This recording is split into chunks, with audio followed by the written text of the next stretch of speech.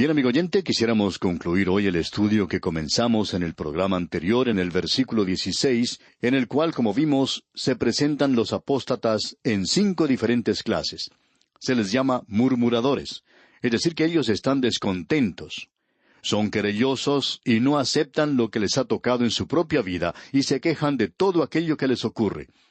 Luego se nos dice que andan según sus propios deseos. Estos pueden ser bajos e inmorales, o también pueden ser aquellos que nosotros aceptamos como algo de una vida muy civilizada. Puede ser que estén interesados en la música, o pueden estar interesados en un bote de vela, o algo por el estilo. Y para algunas personas esto es su religión. Indica sencillamente el vivir para satisfacer sus propios deseos, sin tomar en cuenta para nada a Dios. Luego se les describe como personas cuya boca habla cosas infladas. Esta es una adición al uso de un lenguaje extravagante que no quiere decir nada. Es el utilizar palabras floridas y muy elocuentes que al final se desvanecen como una burbuja de jabón. Es esa forma de hablar hoy que no tiene ninguna sustancia. Pensamos en los políticos cuando presentan algún mensaje o cuando tienen que responder preguntas en alguna entrevista. Siempre utilizan palabras que son muy familiares, bien conocidas por la gente, hablan de tal o cual programa que está dando resultado, y hablan mucho de que debemos hacer esto o aquello para ayudar a la gente y cosas por el estilo. Pero cuando uno analiza lo que ellos han dicho en realidad, nos damos cuenta que no nos han dicho nada. Estaban hablando nada más, eso es todo. No se comprometen de veras a hacer alguna cosa. Hay muchos hoy en el ministerio que hablan también de esa manera. Luego se nos dice, adulando a las personas para sacar provecho. Esto indica sencillamente que ellos no están esperando algo de parte de Dios, sino que están esperando algo de parte de los hombres para obtener provecho, para avanzar en algo. Ellos no buscan esto en Dios. Y eso es algo que ya hemos visto anteriormente. Usted recuerda que Santiago tuvo algo que decir en su propio libro, en el capítulo 2 de su epístola, versículo 1 dijo, Hermanos míos, que vuestra fe en nuestro glorioso Señor Jesucristo sea sin acepción de personas. El autor de estos estudios bíblicos, el Dr. J. Vernon McGee, contaba de una experiencia que le ocurrió a él. Él tenía que predicar en cierta iglesia donde no le conocían muy bien, y por cierto que los sugieres de ese lugar no le conocían. Él fue allí y no se identificó a sí mismo para con ellos. Llegó a la iglesia y allí estaban 2 sugieres hablando muy animadamente el uno con el otro. No le prestaron ninguna atención a él, así es que sencillamente esperó, y finalmente uno de ellos le preguntó si deseaba un boletín. El Dr. McGee respondió que sí, y le dio las gracias. Tomó su boletín y este hombre le preguntó dónde quería sentarse. Y el Dr. McGee le respondió, bueno, yo no sé, ¿dónde le parece a usted que debería sentarme? Y este hombre dijo, bueno, ¿quiere sentarse aquí atrás? Él no quería llevarle hasta la parte delantera de la iglesia, aunque había muchos asientos vacíos allí. Él había llegado bien temprano. Así es que este hombre no se estaba comportando de una manera muy amigable, que digamos. El Dr. McGee nunca le dijo nada, sencillamente él fue y se sentó en un lugar. Luego, más adelante, cuando comenzó el servicio, Ujier pudo ver que el Dr. McGee estaba en la plataforma. Y desde allí el Dr. McGee observó a Ujier y se dio cuenta que había recibido una gran sorpresa.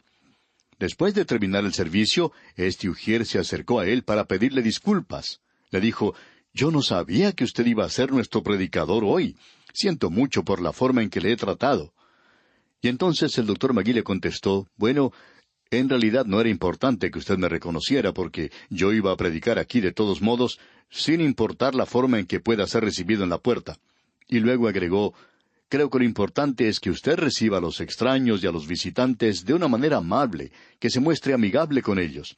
Eso es lo importante. Esto es algo que uno encuentra mucho en el presente, especialmente entre las iglesias. También en ciertas universidades y colegios. Cierta universidad confiere a una persona de otra universidad un doctorado honoris causa, algo por lo cual él no trabajó ni estudió para recibirlo. Así es que esta otra universidad invita a su vez a este hombre de la primera universidad y también hace lo mismo. Le confiere un doctorado honoris causa. Así es que ahora se pueden llamar el uno al otro doctor, y cada uno puede decir cuán maravilloso es el otro. Y esto también es cierto en cuanto a algunos predicadores. Vamos a algún lugar y el pastor allí nos presenta como si fuéramos una gran persona, como si fuéramos un personaje de mucha importancia, lo cual en realidad no somos. Luego, él viene a visitarnos y nosotros lo presentamos a la gente como una gran persona, y puede que lo sea, no lo sabemos. Pero el punto que deseamos resaltar, amigo oyente, es que este método que se sigue es un método de apostasía. Ellos no miran a Dios. A ellos no les preocupa el escuchar que el Señor Jesucristo les dice, «Bien hecho, buen siervo y fiel». Les interesa más el aplauso de las multitudes, lo que la gente dice. Y creemos que esto perjudica mucho el ministerio, y no queremos ser negativos y presentar una mala impresión en cuanto a nuestros hermanos, porque en realidad son personas maravillosas, y muchos de ellos son muy valientes. Sin embargo, hay otros que muestran el lado opuesto aquí. En cierta conferencia, una convención, un predicador bastante tímido se acercó al pastor que acababa de predicar y le dijo, «¿Predica usted de esa manera en su propia iglesia? ¿Dice lo mismo que ha dicho aquí?» Y el predicador que acababa de hablar, un hombre de edad ya madura, le respondió que por cierto era así, porque no iba a predicar de esa manera. Y el otro predicador le dijo, «Bueno, es que si yo predicara así en mi iglesia, estoy seguro que tendría que presentar mi renuncia». El predicador más anciano le respondió, «Me da lástima que usted hable de esa manera, y estoy seguro que su iglesia está pasando por una mala situación. En efecto, el mensaje que acabo de presentar lo presenté en mi iglesia primero, antes de venir acá a esta conferencia. Lo practiqué allí para poderlo presentar aquí a estas personas». Y amigo oyente, quizá esto sea también una de las marcas o señales de la apostasía. Y Judas dice aquí, adulando a las personas para sacar provecho. O sea que están mirando a los hombres para obtener una promoción y no miran a Dios para recibir de Él una promoción. Esto es, por cierto, una condenación de esta clase de gente. Llegamos ahora a una sección que hemos llamado la ocupación del creyente en los días de la apostasía. Y en nuestro próximo programa, Dios mediante, vamos a ver este asunto de lo que los creyentes pueden hacer en los días de la apostasía. ¿Qué hacen los verdaderos creyentes? Bueno, eso lo veremos, como dijimos, en la próxima oportunidad. Pero aquí los creyentes reciben una advertencia de parte de los apóstoles de que estos apóstatas vendrán. O sea que esto no debería causar preocupación en nosotros. Esto es algo que Dios ha permitido, y Él lo ha permitido con un propósito, por cierto. Por tanto, debemos reconocer eso. Él dice aquí, y usted debe notar el término que él está usando en este versículo 17. Escuche usted. «Pero vosotros, amados, tened memoria de las palabras que antes fueron dichas por los apóstoles de nuestro Señor Jesucristo».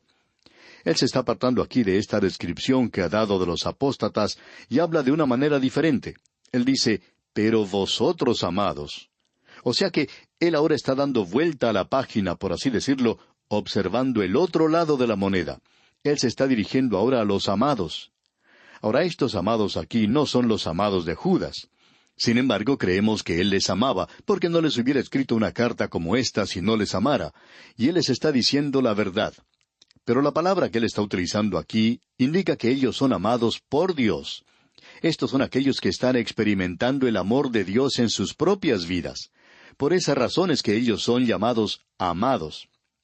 Luego él les dice, «Tened memoria de las palabras», y esto es algo que vamos a llevar a nuestra próxima vida, una memoria.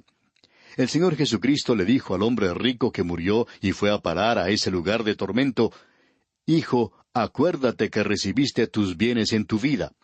Eso va a ser parte de esas tinieblas. Va a ser el estado de los perdidos.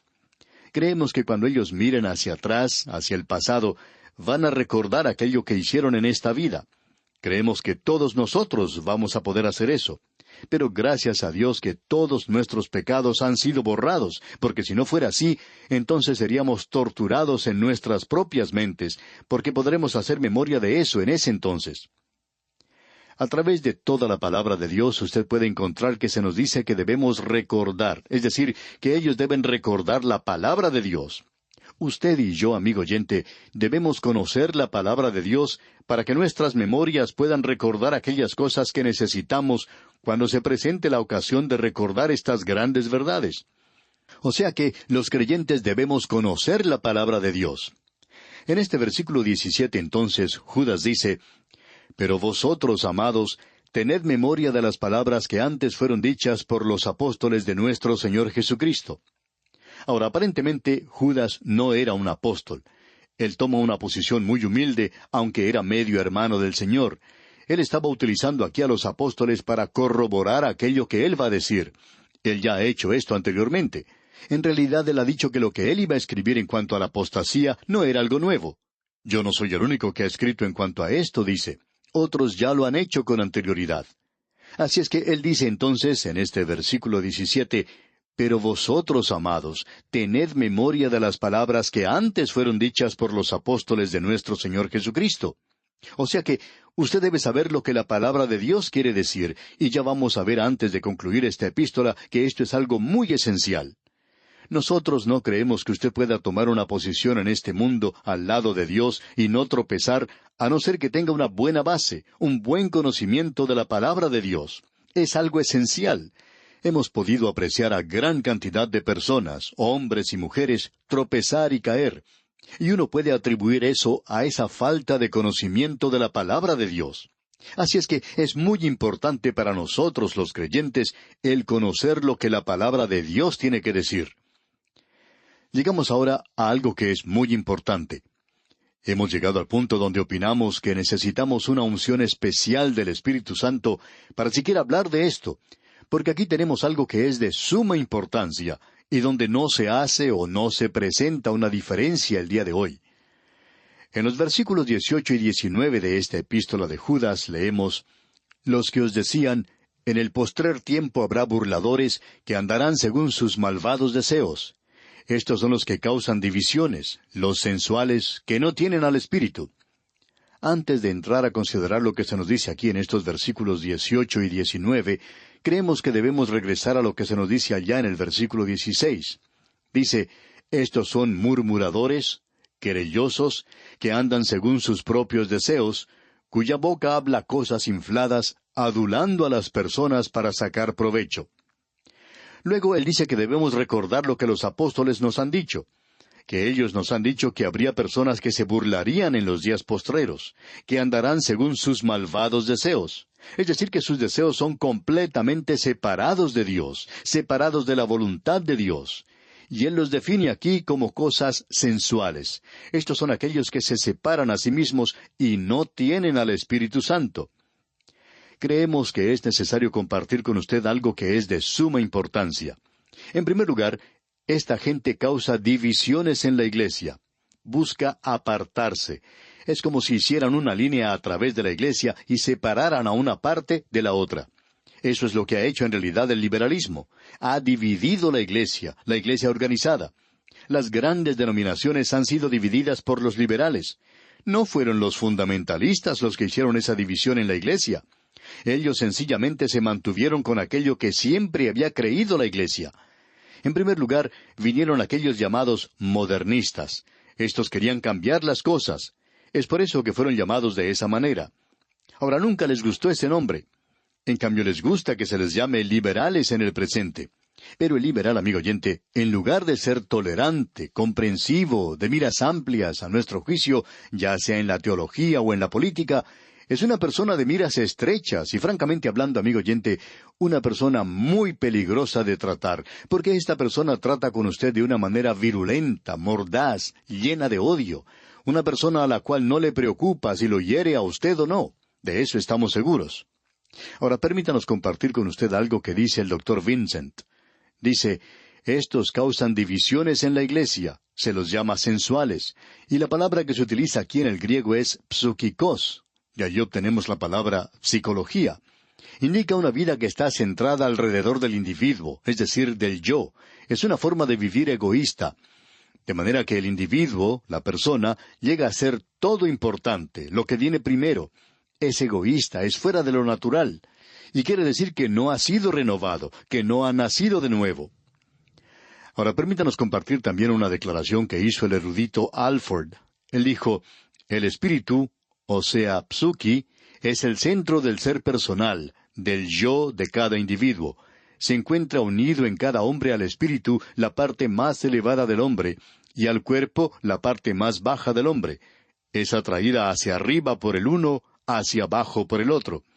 Aquel que se entrega a sus apetitos más bajos, o sea, sarquicós, es decir, lo carnal, es lo contrario de aquel que por medio de la comunión de su espíritu con el Espíritu de Dios se entrega o busca las cosas más elevadas de su ser, y ese es un hombre espiritual.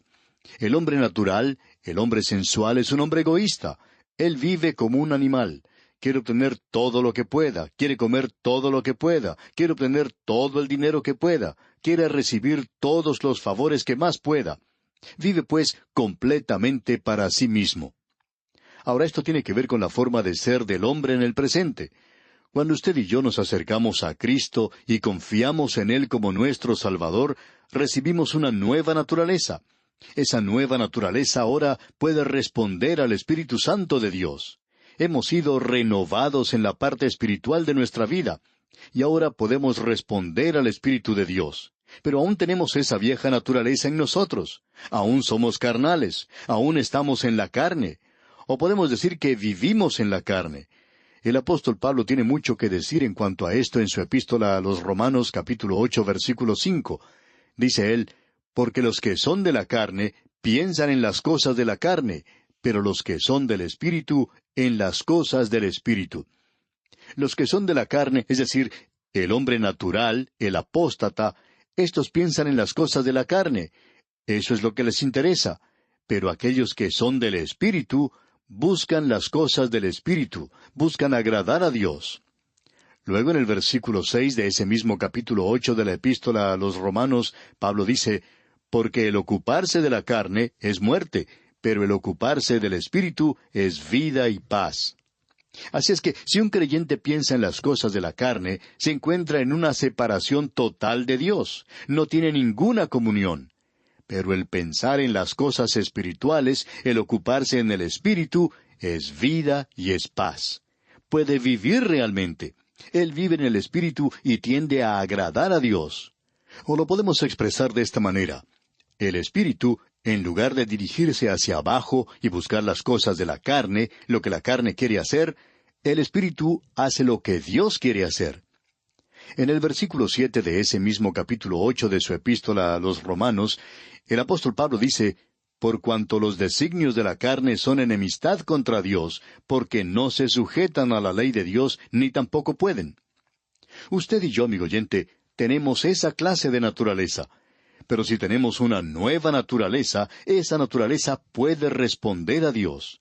Pero el apóstol Pablo nos dice en el versículo 8 de ese mismo capítulo 8 de su epístola a los Romanos, que los que tienen esa naturaleza, o sea, los que viven según la carne, no pueden agradar a Dios. Usted, amigo oyente, no puede agradar a Dios en la carne, en esas cosas que caracterizan la carne. Eso sucede únicamente cuando usted y yo nos entregamos a Dios y llegamos hasta el punto donde Él puede usarnos. Veamos ahora lo que dicen estos versículos 17 al 19 de la epístola de Judas. Pero vosotros, amados, tened memoria de las palabras que antes fueron dichas por los apóstoles de nuestro Señor Jesucristo, los que os decían, en el postrer tiempo habrá burladores que andarán según sus malvados deseos. Estos son los que causan divisiones, los sensuales que no tienen al Espíritu. Aquí se nos aclara que estas personas son egocéntricas, que no tienen al Espíritu. Es una explicación realmente maravillosa. Bien, amigo oyente, vamos a detenernos aquí por hoy. Continuaremos Dios mediante en nuestro próximo programa. Que las incontables misericordias del Señor se hagan patentes en su vida, es nuestra ferviente oración.